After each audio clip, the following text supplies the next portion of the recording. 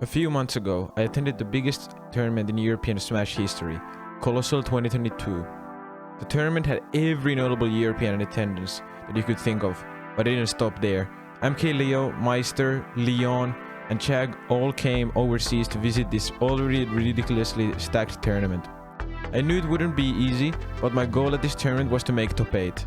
My performances at the tournaments leading up to Colossal weren't the best, getting 25th at Icaribana and 17th at King of Fields, so I really wanted to do well this time around. The tournament started on Saturday, and my pool was at 12 PM, so I had time to warm up and spectate some matches beforehand. Colossal was definitely one of the hypest tournaments yet in Europe. Crazy crowds gathered behind round 1 sets and to cheer for their favorite player. My pool went normally. I only had to play matchups where I'm pretty comfortable. I did have a few close calls, but I made it to the final set of my pool without dropping a game. Next I had to play Disco Dog, a Dark Pit player from France, on stream. I was feeling pretty confident since I played the matchup a lot with Lucky beforehand, and I feel like Roy does super well in the matchup, mostly because he's really oppressive in neutral. Game 1 was pretty close, but I adapted to his defensive habits and ended up keeping him at the ledge forever, securing me a spot in top 128 winners.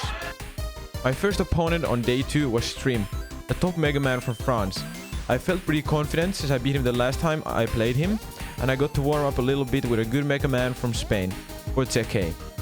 I did feel pretty nauseous going into the set and couldn't tell why. Thankfully, after eating a bit more and drinking more water, I felt much better. Games 1 and 2 were super clean to me since he started Mega Man, and I feel like Roy kind of just destroys his neutral since he isn't really able to set up his pressure with pellets and other projectiles. I also punished him hard one time for leaf shielding on my shield, since if you jump away and throw off leaf shield, the opponent can roll in and hard punish with a smash attack. Game 3 he switched to Joker, he's secondary.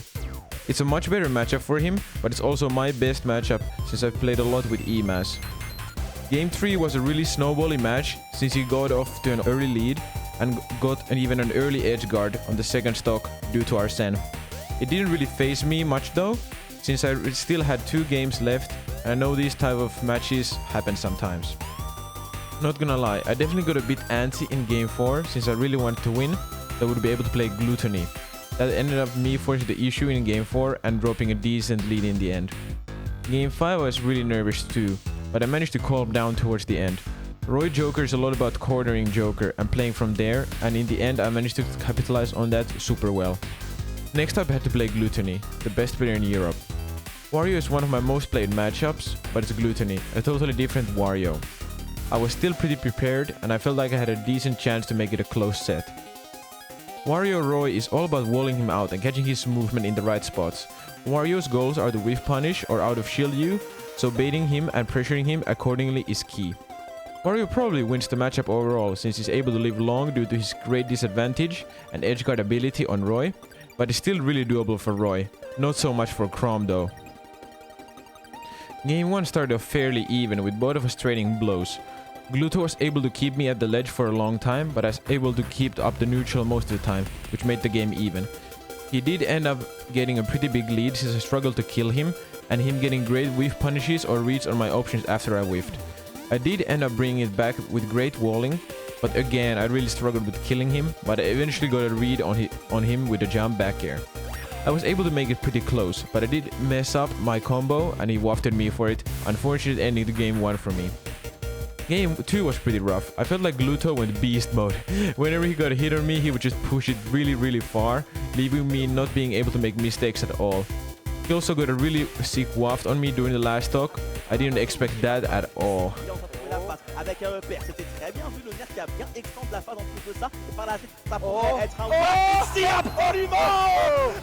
Big fall of mine in this set was not ledge trapping hard enough.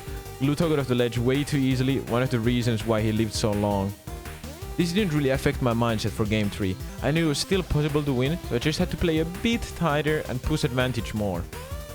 First stock already started great. I was pushing advantage harder and even got a pretty early kill on him with an up air. I kinda got killed unnecessarily by missing a big punish on his whiffed F tilt. I could have lived a lot longer in that position since Wario struggles to kill when you're past 150, since down tilt dash attack doesn't really work as a confirm anymore. Second stock we kinda just traded blows since neither of us were able to kill the other. I was really happy about my patience here, since I didn't overstand it at all and capitalized when I could. I finally managed to rack up extra credit too, 70%, which is a kill percent against Roy. He still had waft though. It was last stock, so I could still die really early, which in the end ended up happening. Encore une fois à le contrôle du terrain, get up normal, elle est pas vue par le Finlandais. Avec une un waft sûrement, il attend sur l'atterrissage, la roll, elle est vue, cette get up attaque, I was still really happy with how I played overall. I mostly stuck to my game plan and kept it close in games 1 and 3. Next time I'm beating Gluttony for sure, dude. Next up I had to play Kakpu to get into top 32. He's a great Roy player from Luxembourg, but he also has a K-Rule secondary, and he used him against me. Thankfully I have a lot of K-Rule experience because there's a lot of K-Rule mains in Finland.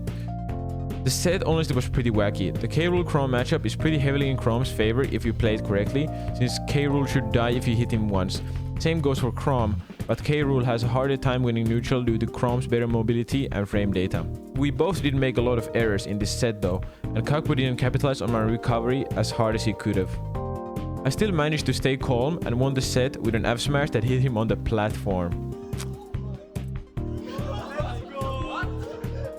I had to play Netox in Losers Top 32, a really rough matchup since I don't have much Lucas experience and Netox is super good.